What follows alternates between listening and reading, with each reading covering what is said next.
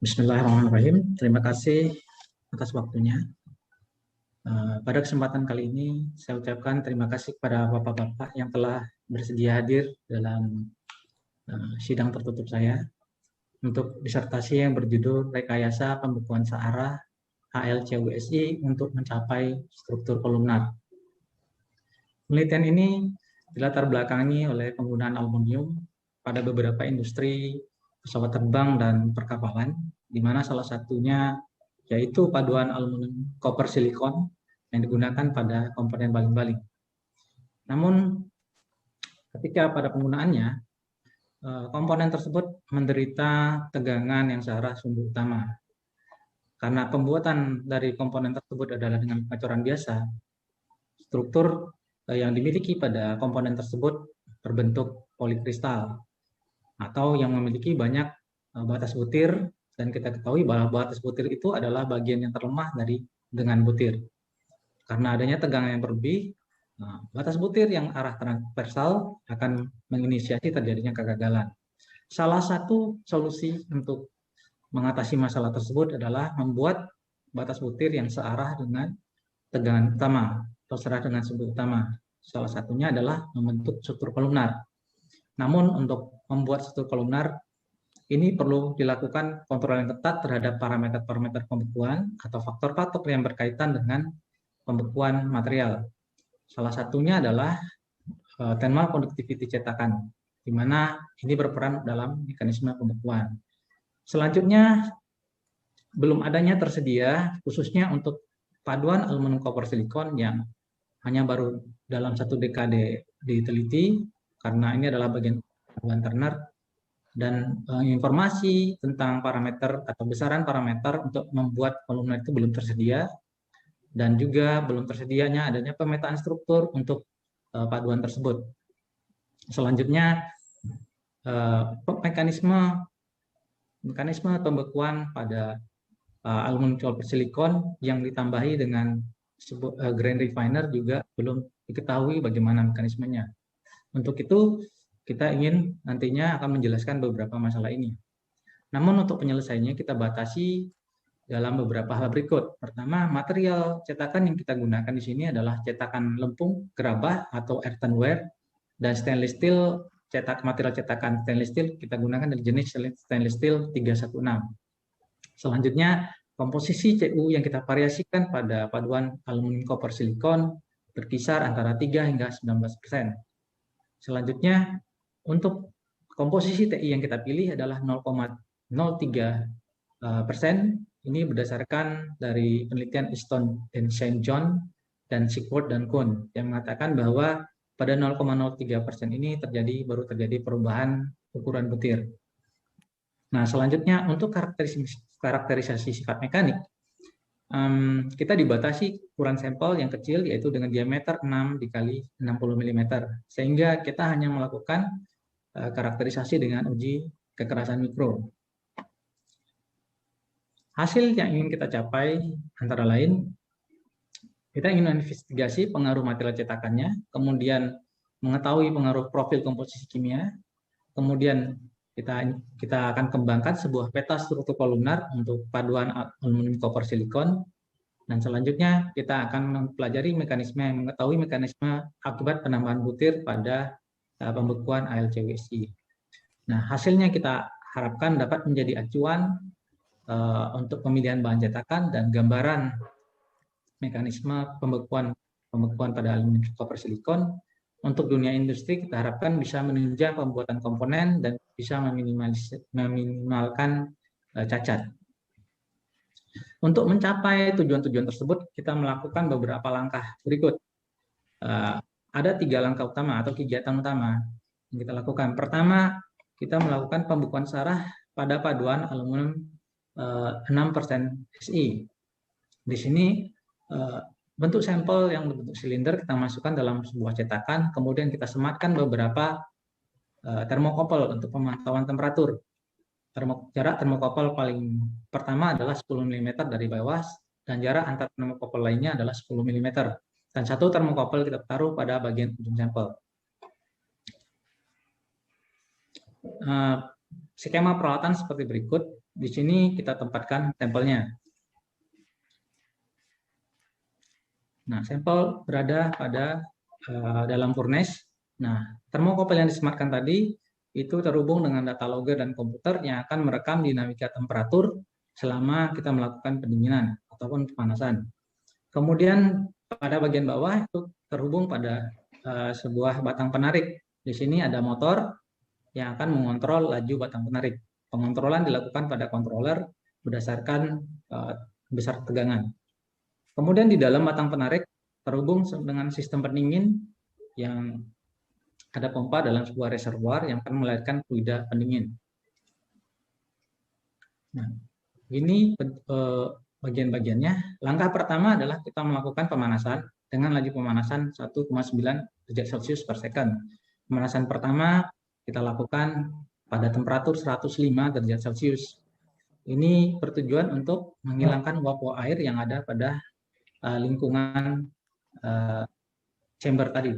Selanjutnya pemanasan kedua kita lakukan hingga temperatur 700 derajat Celcius. Di sini juga kita lakukan penahanan untuk menyeragamkan temperatur. Selanjutnya kita melakukan pendinginan. Kita hidupkan, aktifkan sistem pendingin yang akan mendinginkan logam cair dari bagian bawah di sini, sembari seiring dengan kita menarik batang penarik ke arah bawah dengan kecepatan 0,04 km per second.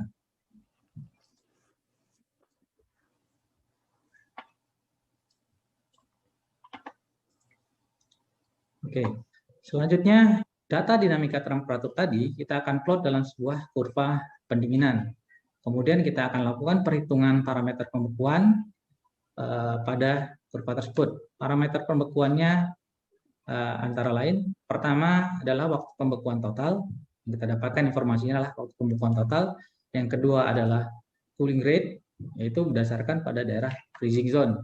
Selanjutnya adalah gradien temperatur, growth rate, dan yang terakhir adalah local solidification time.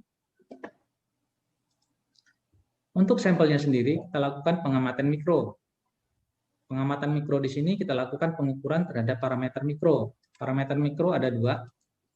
Pertama, primary dendrite arm spacing atau lambda 1 dan secondary dendrite arm spacing, yaitu jarak antara dendrit primer dan jarak antara dendrit sekunder. Selanjutnya, sampel akan kita uji kekerasan mikro, kemudian kita lakukan pengamatan SEM, IDS, dan kita lakukan mapping untuk mengetahui unsur apa yang terkandung pada struktur mikro tersebut. Semua data akan dianalisis. Selanjutnya, kita akan pilih material yang menghasilkan struktur kolumnar terbaik. Nah, kriterianya adalah struktur kolumnar yang panjang, kemudian dengan jarak primary dendrite arm spacing atau parameter mikro yang lebih kecil. Material cetakan yang kita pilih pada kegiatan 1 akan kita gunakan pada kegiatan 2. Di sini kita bekukan searah kembali paduan AL 4,5 CU dengan material cetakan tadi. Prosedur yang kita gunakan sama dengan kegiatan 1. Perbedaannya adalah karena pada kegiatan 2 ini kita akan mengenerate formulasi untuk interkoneksi parameter tersebut. Kita melakukan penambahan dua termokopel di sini. Jadi jumlah termokopel 6 buah. Pemasangan termokopel pertama dari 5 mm dari bawah cetakan. Kemudian jarak antar termokopel lainnya adalah 10 mm. Kemudian untuk perbedaan lainnya adalah pada pengamatan profil komposisi. Di sini kita lakukan dengan IDS dengan metode area, dengan pengukuran dengan area. Selanjutnya, di sini kita lakukan formulasi, kita mendapatkan hubungan parameter tersebut dengan menggunakan power law pada skala logaritmik. Nah, dari beberapa hasil tersebut nanti kita akan formulasi dan kita tentukan komposisi mana yang menghasilkan kolumnar terbaik sesuai dengan kriteria yang sudah diungkapkan tadi. Nah, komposisi tersebut akan kita gunakan pada kegiatan ketiga. Nah, di sini komposisi paduan tersebut kita tambahkan dengan master alloy AL6TIB. Di sini capaian akhirnya untuk komposisi TI adalah 0,03%. Kita lakukan prosedur yang sama, namun di sini kita hanya mengamati cara mikro, kekerasan mikro, dan mungkin perhitungan parameter pembekuan.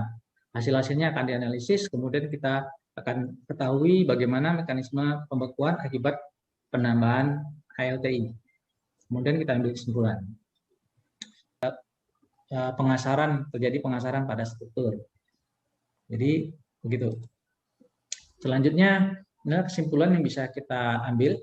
Pertama, penggantian atau penggunaan material cetakan lempung dan stainless steel dengan perbedaan konduktivitas sebesar 72% mengakibatkan rentang waktu kurva meningkat hingga 15 kali, kemudian gamma 1 98,7 hingga 19,6%, kemudian peningkatan kekerasan 21,8 hingga 53,4%, namun mengurangi slope kurva per 16 kalinya atau cooling rate per 16 kalinya, kemudian gradien temperatur 0,98 mm per derajat Celcius, kemudian mengurangi growth rate 0,595 mm per second, dan mengurangi juga eksponen jarak dari fungsi HP sebesar 67,3%.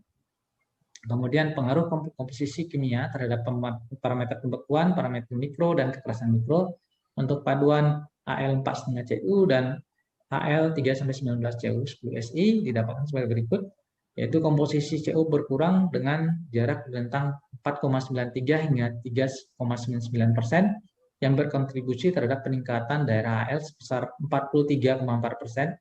Kemudian hubungan gamma 1 dan gamma 2 kita dapatkan itu berbanding terbalik dengan parameter pembekuan kecuali untuk local solidification time atau TSL. Kemudian nilai eksponen gamma 1 dan gamma 2 dengan cetakan lempung itu lebih kecil dibandingkan dengan nilai eksponen pada material cetakan baja karbon dan stainless steel. Nilai eksponen gamma 2 dari fungsi HP pada cetakan lempung itu mendekati nilai eksponen untuk material grafit. Komposisi CU pada paduan AL3-19 CU 10 SI itu cenderung berkurang dengan meningkatnya jarak, dan kecenderungan ini tidak dipengaruhi oleh peningkatan komposisi CU. Peningkatan komposisi CU meningkatkan nilai HP atau kekerasan yang ditunjukkan pada koefisien dari persamaan patch pada komposisi 19% yaitu 140,25.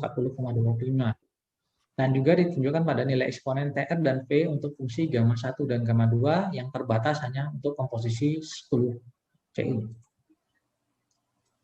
Selanjutnya, sebuah peta sudah dikembangkan untuk struktur kolumnar dengan dua batasan cooling rate. Sebagai batas atas yaitu nilai cooling rate berada pada 2,06 hingga 5,25 derajat Celcius per second, dan batas bawahnya adalah 0,03 hingga 1,84 derajat Celcius per second.